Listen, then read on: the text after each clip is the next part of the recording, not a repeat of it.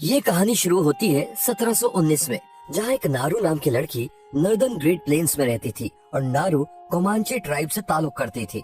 ऐसे ही एक बार नारू अपने डॉग सारी के साथ शिकार करने जाती है, जहाँ नारू आसपास जानवरों के पैरों के निशान ढूंढ रही थी कि तभी कुछ ही दूरी पर नारू को एक हिरन दिखाई देता है।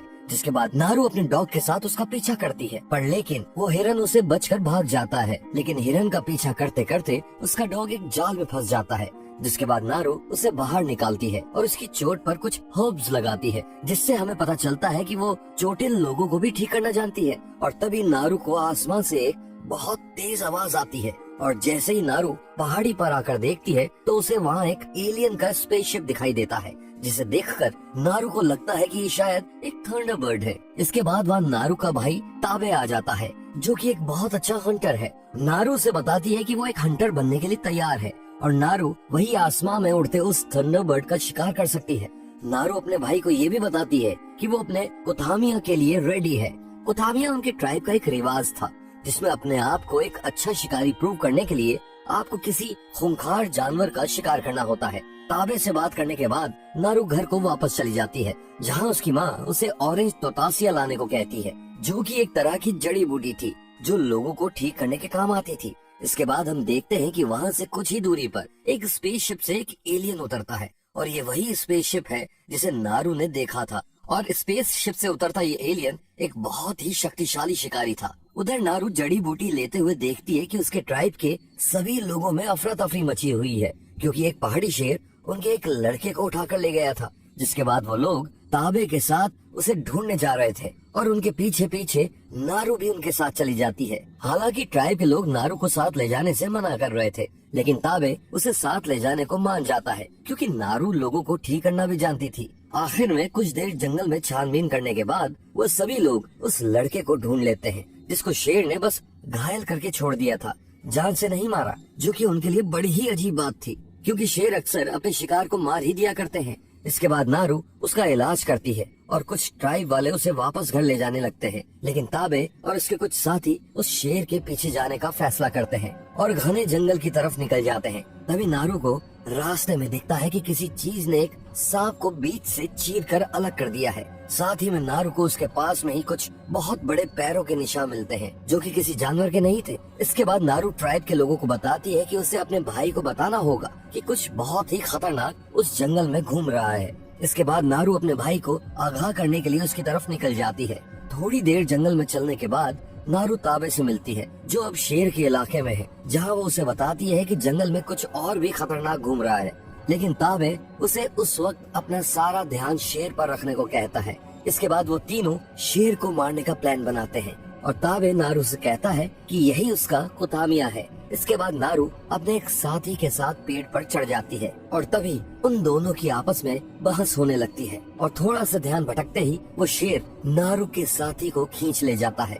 जिसके थोड़ी देर बाद वो शेर नारू की ओर बढ़ने लगता है, लेकिन तभी नारू अचानक से पेड़ से नीचे गिर जाती है और बेहोश हो जाती है। इसके बाद नारू की आंख खुलती है, जहाँ वो देखती है कि वो अपने घर पहुंच चुकी है। साथ ही उसकी माँ भी उसके पास में ही बैठी है, जहाँ उसकी माँ उसे बताती है कि ताबे उसे यहाँ छोड़कर उस शेर के पीछे गया है। उसकी माँ उसे ये भी बताती है कुथामिया का मतलब शिकार में अच्छा होना नहीं है, बल्कि उसका असली मतलब हमेशा सरवाइव करना है। तभी वहाँ पर ताबे पहुँचता है और सभी देखते हैं कि उसने अकेले ही शेर को मार दिया था। जिसके बाद उसे उस ट्राइब का चीफ बना दिया जाता है और वहाँ सभी जोश में आकर चिल्लाने लगते हैं और ताबे को बधाई देते हैं। पर नारू वहाँ से उदास होकर चली जाती है।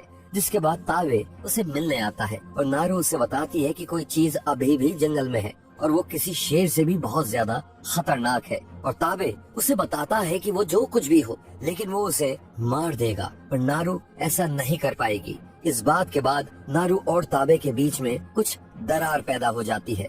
इसके बाद अगले दिन की सुबह होती है और नारू अपने डॉग के साथ अकेले ही उस एलियन को ढूंढने निकल जाती है, जहाँ वो उसके पैरों के निशान की तलाश कर रही थी। उधर वो एलियन बड़ी ही आसानी से जंगल के खूंखार जानवरों का शिकार कर रहा था। वहीं दूसरी तरफ नारू भी अपनी हंटिंग प्रैक्टिस कर रही थी। जिसके बाद नारू कुछ खरगोशों का शिकार करती है और उस रात जंगल में ही सो जाती है। इसके बाद अगले दिन की सुबह होती है।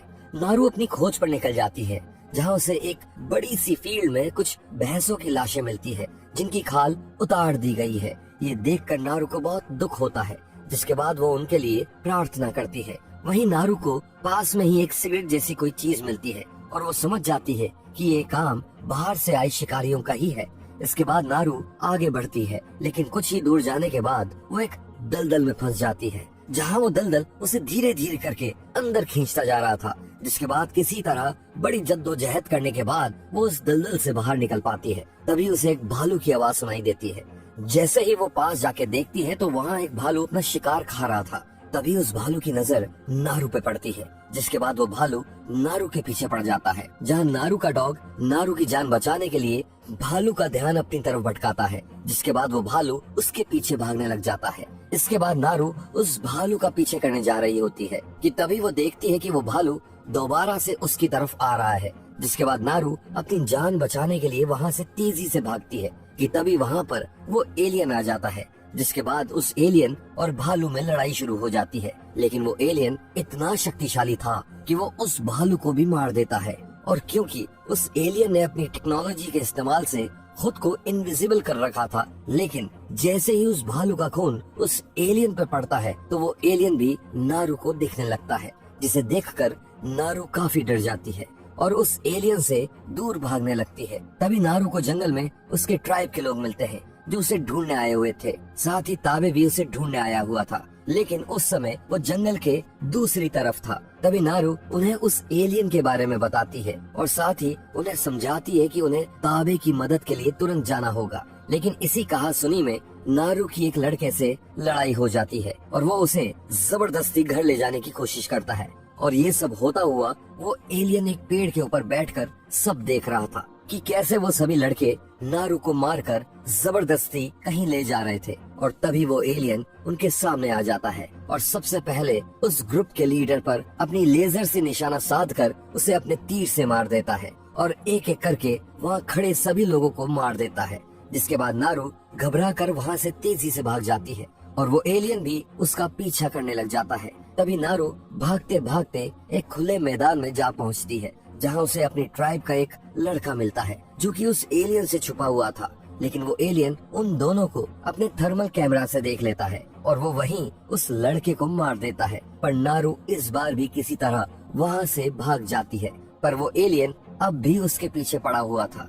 अब नारू भागते भागते फिर से जंगल में पहुँचती है, जहाँ गलती से उसका पैर एक जाल में फंस जाता है। जिसके बाद वो एलियन उसके पास आ जाता है, लेकिन वो उसे मारता नहीं है। तभी दूसरी तरफ से वहाँ बाहर से आए फ्रेंच शिकारी आ जाते हैं, जो कि नारू को पकड़कर अपने साथ अपने बेस पर ले जाते हैं, जहाँ नारू देखती है कि वो लोग भी उसी तरह की सिगरेट पी रहे थे जैसी उसे उन भैंसों के पास से मिली थी। और नारू समझ जाती है कि इन्होंने ही उन भैंसों को उसकी खाल के लिए मारा था। तभी वहाँ उन शिकारियों का लीडर आ जाता है और नारू से पूछता है कि वो उस एलियन के बारे में क्या जानती है। तभी नारू को देखती है कि उन लोगों ने उसके भाई ताबू को भी पकड़ लिया है।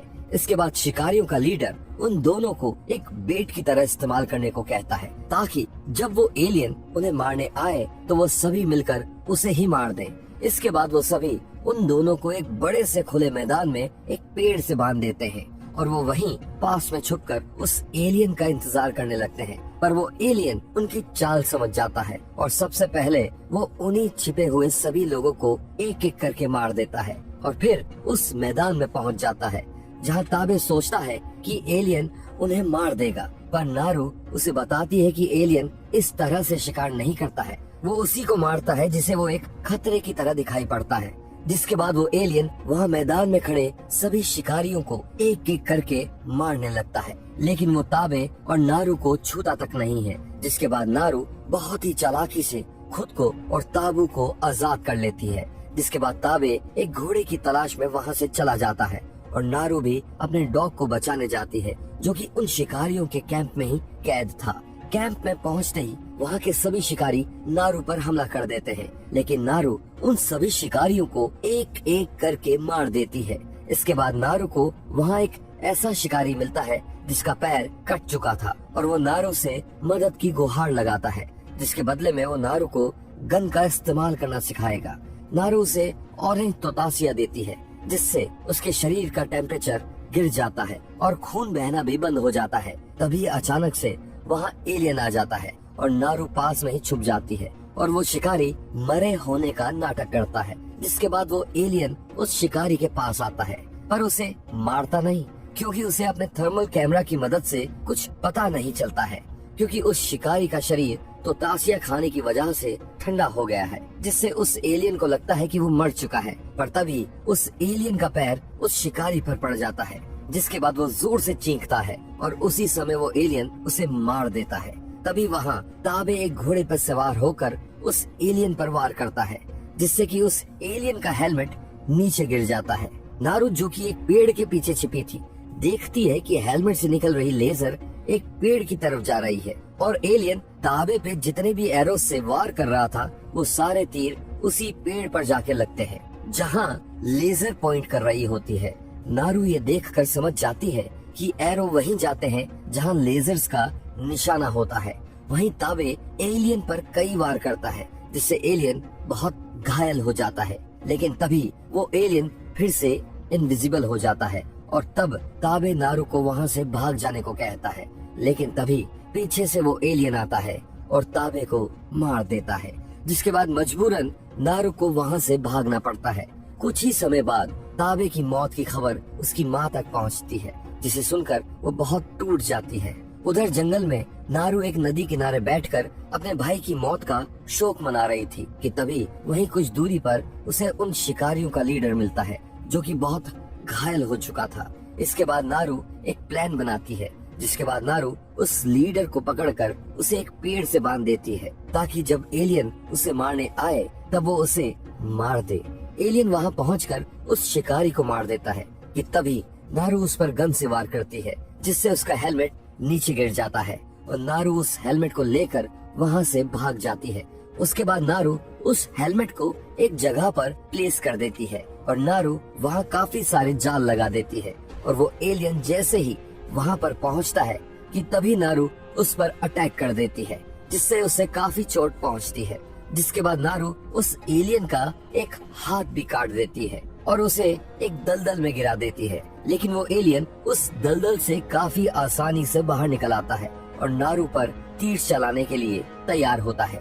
पर नारू ने बड़ी चालाकी से उस दलदल के साइड में एलियन का हेलमेट प्लेस कर रखा था, जिससे कि उस हेलमेट से निकलती लेजर एलियन के सिर पर एम होती है और जैसे ही एलियन तीर चलाता है वैसे ही वो तीर जाके एलियन के सिर में घुस जाता है, जिससे उस एलियन की वही मौत हो जाती है।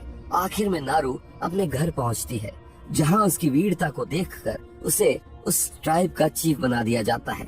तो ये थी प्रे फिल्म की सारी कहानी। आपको ये कहानी कैसी लगी हमें कमेंट्स में जरूर बताइएगा।